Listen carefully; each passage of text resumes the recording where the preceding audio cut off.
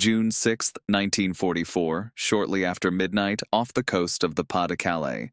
A German coastal radar operator squints at his screen and sees exactly what he has been trained to expect. A vast invasion fleet, dozens of vessels, moving steadily towards the French coast at roughly the speed a convoy of landing craft might reasonably travel. He reports it up the chain, as procedure demands, and somewhere behind him a duty officer begins the process of alerting the 15th Army, the formation Germany has kept concentrated around Calais for months precisely because every intelligence indicator points to this stretch of coast as the target. What the radar operator cannot know, and what nobody on that stretch of German-held coastline will discover for hours yet, is that the fleet on his screen does not exist. There are no ships. There are a handful of small vessels towing radar reflectors and blaring recorded engine noise from loudspeakers, orchestrated with a precision that would not have disgraced a West End theater production, deliberately built to paint a picture of an invasion that was, in fact,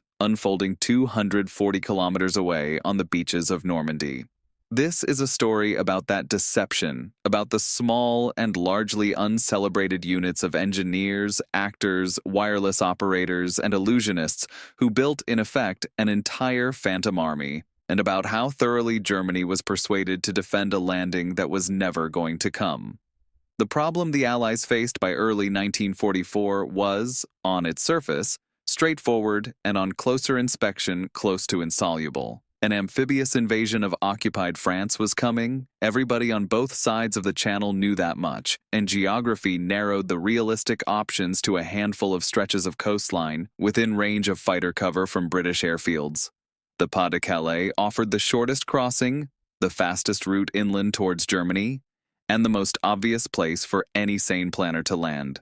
German commanders knew this as well as anyone, and Field Marshal Gerd von Rundstedt had concentrated the formidable 15th Army, some of the best equipped and most heavily reinforced formations in the West, precisely along that stretch of coast, leaving Normandy, the actual intended landing ground, comparatively lightly held by the weaker 7th Army. The difficulty for Allied planners was not simply choosing where to land. It was preventing the Germans from working out, in the weeks before the invasion, and in the critical hours and days immediately after it began, that Normandy was the real effort, rather than a diversion intended to draw German reserves away from the genuine target further north. The stakes of failing at this were catastrophic in the most literal sense.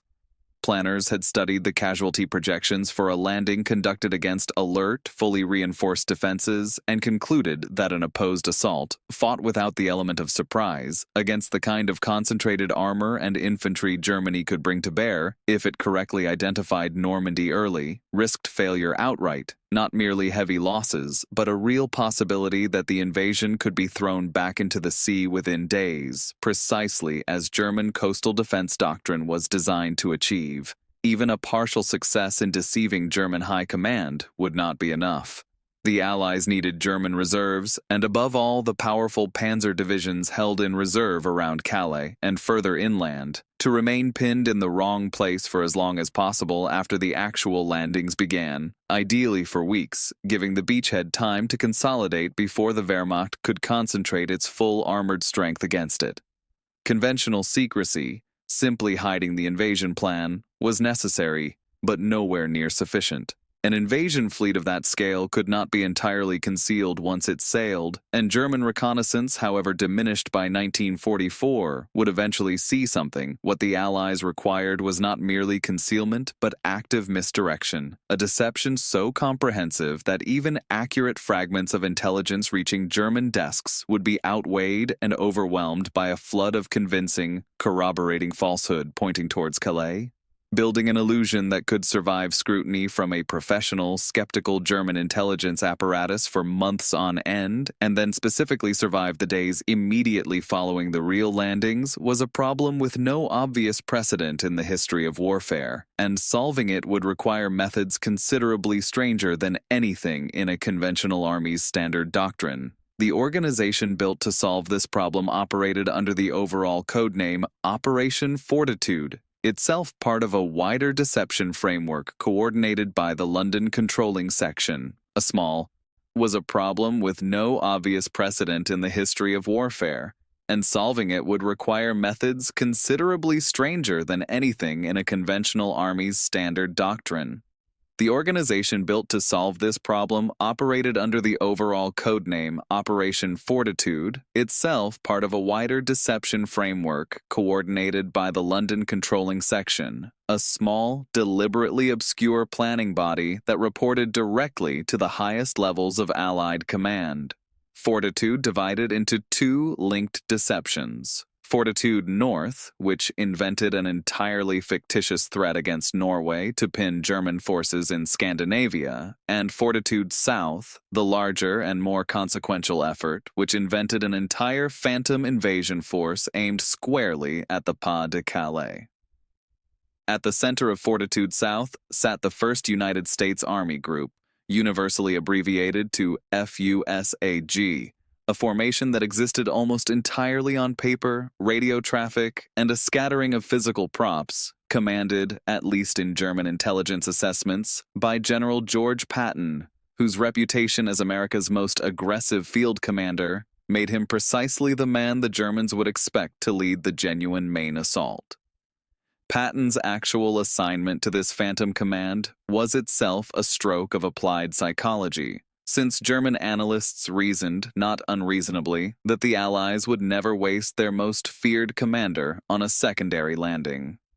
The physical deception relied on units such as the 23rd Headquarters Special Troops, a formation of roughly 1,100 men trained in what amounted to theatrical set design applied to warfare. Inflatable rubber tanks, built to a design that could be pumped up by 2 soldiers in under half an hour and deflated just as quickly for concealment, were positioned in fields across Kent and Sussex in numbers calculated to mimic the vehicle density of genuine armored divisions, complete with real tank tracks dragged behind lorries to leave convincing marks in the mud. Dummy landing craft built from scaffolding, canvas, and old oil drums floated in the harbors of southeast England in numbers sufficient to withstand aerial photography from altitude, since German reconnaissance aircraft, what few could still risk the flight, would only ever see these from a distance that made the deception's comparatively crude construction indistinguishable from the real thing.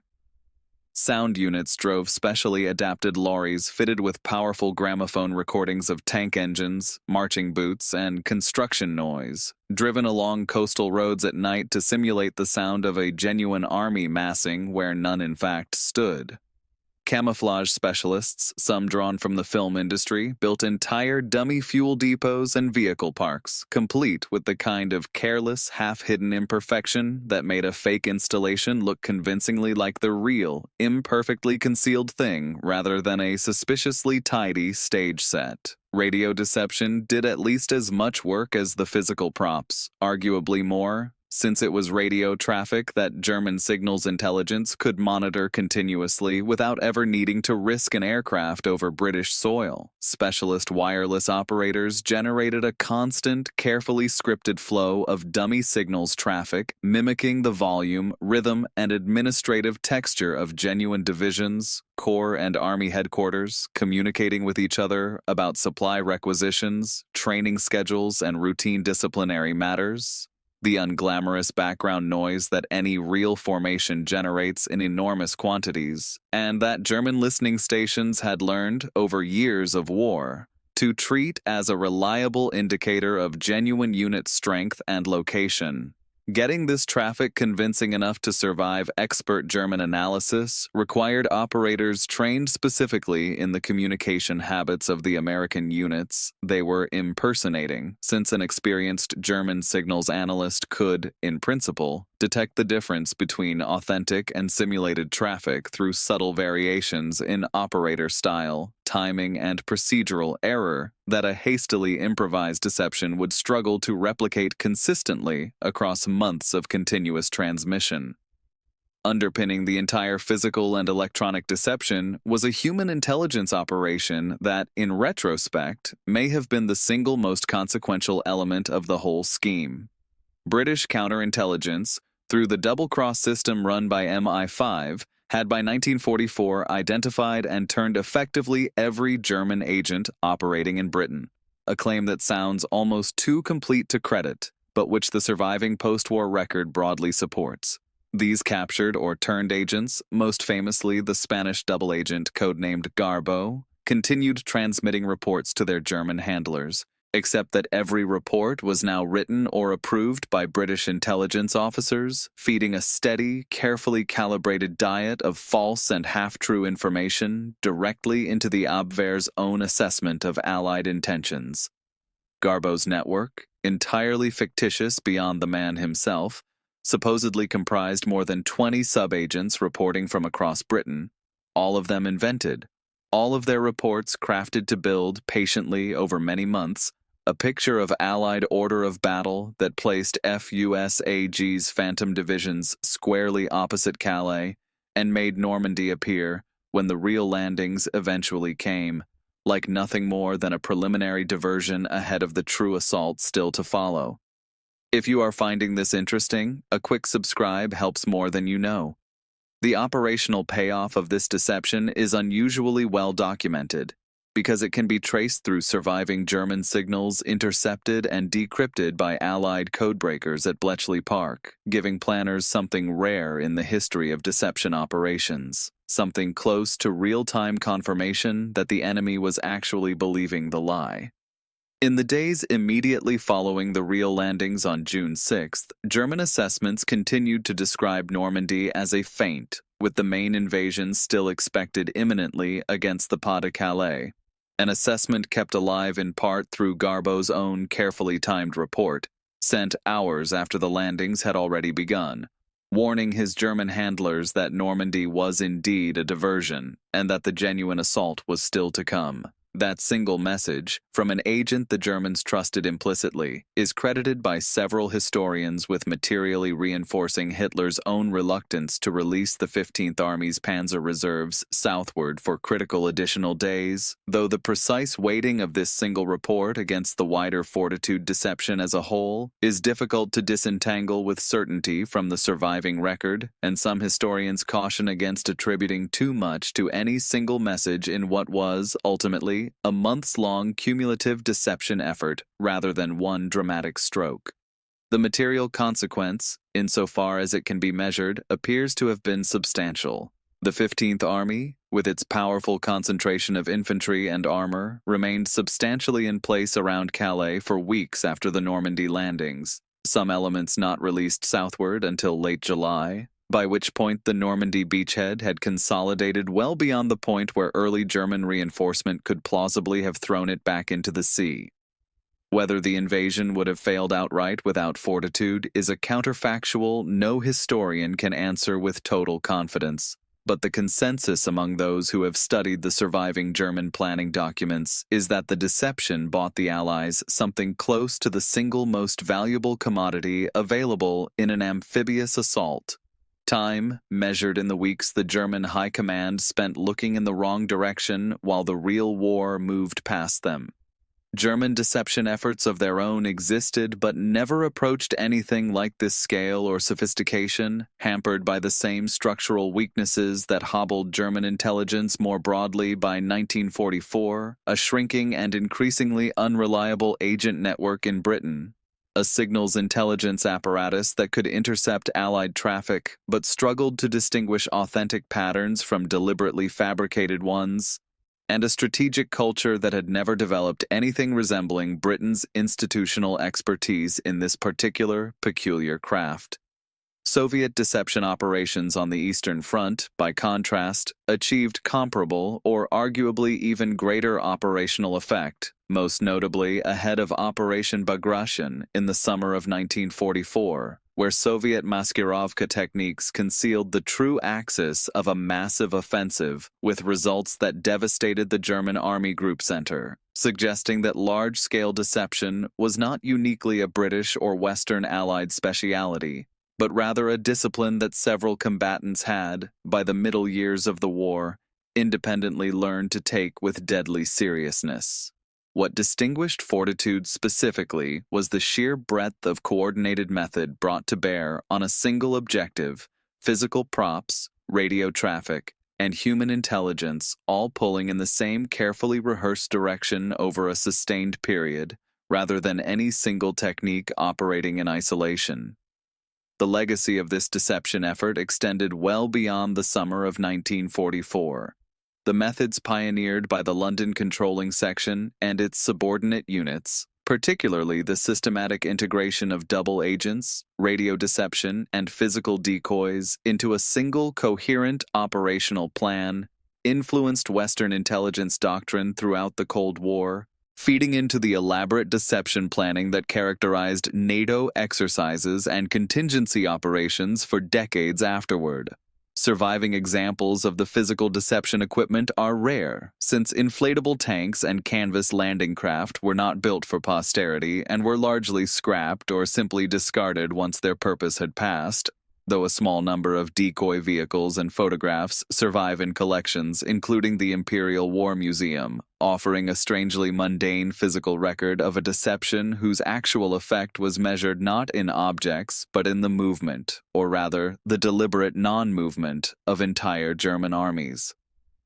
Declassified files relating to Fortitude and the double-cross system, released gradually from the 1970s onward, transformed historians' understanding of the invasion, revealing an entire hidden architecture of the Normandy campaign that had, for 30 years after the war, remained almost entirely unknown even to many of the men who had fought in it. Return for a moment to that German radar operator off the Pas-de-Calais, watching his screen shortly after midnight on June 6th, reporting a fleet that existed nowhere except in the deliberate arrangement of small boats, loudspeakers, and radar reflectors positioned precisely to deceive him.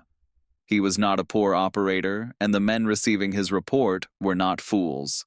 They were the victims of an illusion built with the same patience, the same attention to convincing imperfection, and the same sheer organizational scale that Germany itself had once assumed only its own military culture could achieve. Germany expected one landing, prepared for it with genuine skill along a stretch of coast chosen through entirely reasonable military logic, and kept an army there, waiting for weeks after the real invasion had already begun elsewhere. America, Britain, and their allies built, in response, not simply a cover story, but an entire phantom invasion. Hundreds of fake landing craft, an entire fictional army group under a real and feared commander, a network of invented spies feeding calibrated lies to a German intelligence service that trusted them completely.